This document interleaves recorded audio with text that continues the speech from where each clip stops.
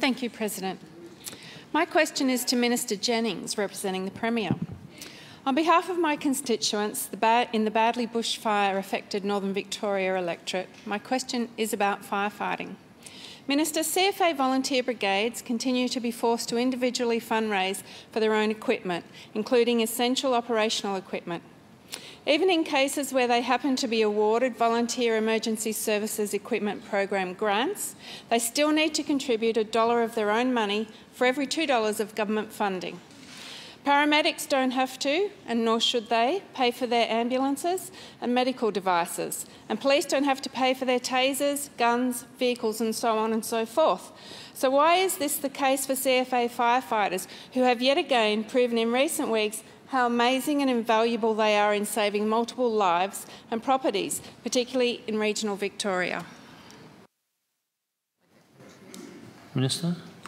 Thank you, President. I thank the member for a question and the important reiteration of a matter that I raised this morning in my significant contribution to our firefighting effort and the important work that is undertaken by the CFA. And I just want to repeat the element of that this morning. The Victorian government, the Victorian community can be very appreciative, cannot be over-appreciative of the extraordinary efforts that volunteers and the CFA undertake on our behalf. And I want to make sure that everyone is absolutely clear about that when providing you with an answer to your question. Beyond that, I indicated this morning that the budget, the recurrent budget that is provided through the state budget for the CFA has increased on a recurrent basis from somewhere in the order of $430 million when this government came to office to now being over $600 million annually. And beyond that, there was more than $100 million of specific support that's been provided for, yes, equipment, for safety equipment, both in terms of physical infrastructure for rebuilding stations, purchasing equipment, and that's been furnished by the government in the last two budgets.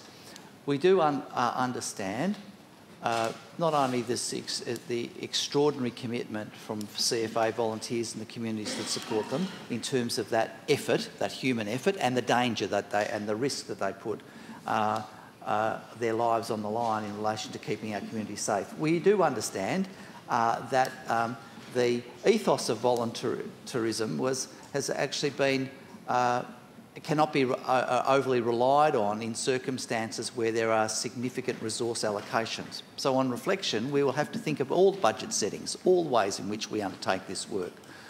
The examples that Ms Maxwell has actually given us in terms of the way in different agencies have been funded, the equipment, the rollout, the availability of technology and other infrastructure, we need to have a look at the appropriate way that be undertaken in the future.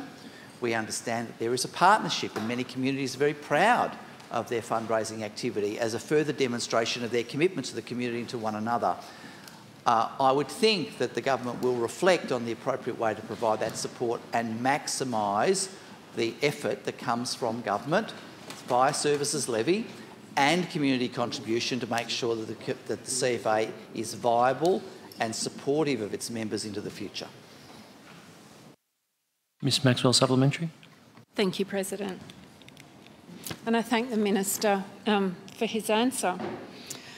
I'd like to begin my supplementary question with just one example of the widespread consequences of the current funding situation. The QWON CFA's only fire truck is 32 years old. It is an unsafe, non-dual cab with a leaky radiator and in constant need of repairs. Among other difficulties, the brigade also desperately requires an extension to its shed and equipment to adequately wash its fire hoses and provide change rooms, etc. It doesn't even own basic firefighting breathing apparatus, a situation that seems at odds with the government's recent legislative recognition of firefighters' elevated cancer risks. Minister, in view of the many severe shortfalls and safety risks that result from the current funding arrangements, when will CFA volunteers be consulted about and involved in helping design an improved model that is better resourced and tailored to their needs.